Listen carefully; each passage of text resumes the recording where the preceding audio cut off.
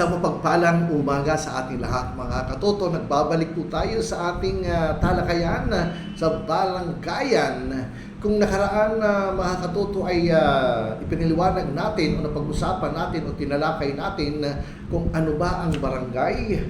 At nabanggit natin dito kung ang kapangyarihan ng isang punong barangay at kumpara sa kapangyarihan ng isang nasyonal. Ano ang pagkakaiba ng nasyonal at sa pambaranggayan? Ngayon, sa pagpapatuloy mga katoto, ang atin man pong pag-uusapan, paano ba nagagawa ang isang barangay?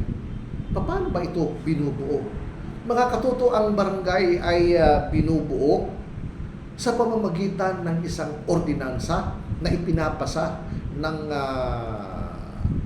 mga mambabatas natin sa lokal, sa panlungsod, o di kaya sa panlalawigan. So, ang barangay ay pwedeng tanggalin, pwedeng dagdagan, pwedeng pagsama-samahin. Depende sa kung ano ang pangangailangan sa tingin ng ating mga mambabatas ng ating panlungsod o di kaya ng panlalawigan, kung ano ang pangangailangan sa isang lugar. Pero sabi ko nga po, ito po ay nagagawa sa pamamagitan ng isang ordinansa na ipinapasa sa panlungsod o di kaya sa panlalawigan. At ano ba ang basihan para ang isang lugar ay maging isang barangay? Ang basihan po dito, base or ayon sa ating local government code, na kapag ang isang lugar, ang isang komunidad ay mayroong mga nakatira na at least 2,000 katao, inhabitants, ay pwede na po itong maging isang barangay. Ibig sabihin, halimbawa may isang barangay nang nagawa at ang inhabitants doon ay 4,000 na ang namamamayan, ang nakatira.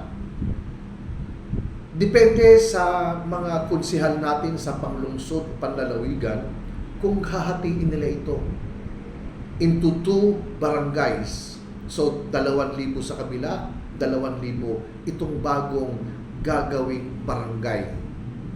Minimum ang 2,000 kapag yan po ay sa munisipalidad, pero kapag yan po ay nasa urban areas o nasa syudad, kinakailangan pong 500 o 5,000 na inhabitants ang dapat na nakatira o titira sa isang gagawing barangay.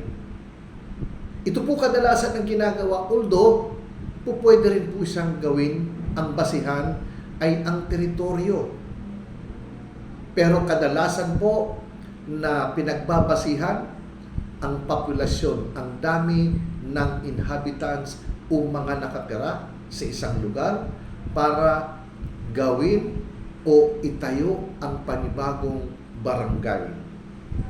Nung nakaraan ay pinag-usapan din natin na paano ba pumipili ng mga manunungkulan. Piniliwanag natin na ang punong barangay at ang kagawad ay idinadaan sa pamamagitan ng paghahalal. Ang tesorera o ang barangay treasurer at ang sekretary o ang kalihim ang siyang ina-appoint. Subalit, tandaan po natin, appointed lamang po itong 2 to, pero napaka-importante ng kanilang mga katungkulan o responsibilidad.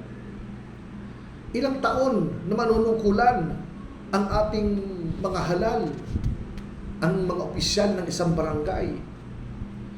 Ayon po sa ating saligang batas, mayroon po silang 3 years, 3 taong paninilbihan bilang mga barangay official. At mayroon silang 3 termino. Ibig sabihin, pwede silang tumakbo ng 3 beses para magsilbi.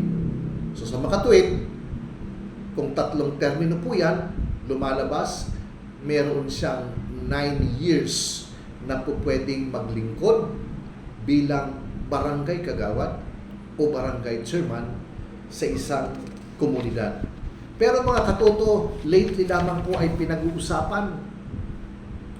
Itong nakaraan ay nagkaroon po ng deliberasyon ang bicameral committee ng Senado at ng Kongreso kung magkakaroon ng panibagong paghahalal sa itong darating na Disyembre 5. Ito po yung aking diniscuss nung nakaraang episode. At sa ngayon ay hindi pa maliwanag. Ang sinasabi ay magiging 4 na taon na ang magiging ang pagsisilbi, ang paglilingkod ng mga halal na barangay official, at 3 termino pa rin silang pupwedeng tumakbo. Mga kabig,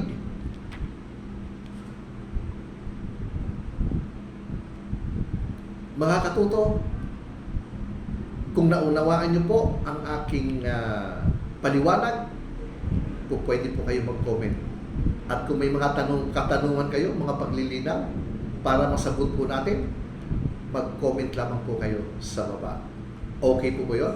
Aasahan ko po, mga katoto, ang inyong mga katanungan. Maraming salamat po.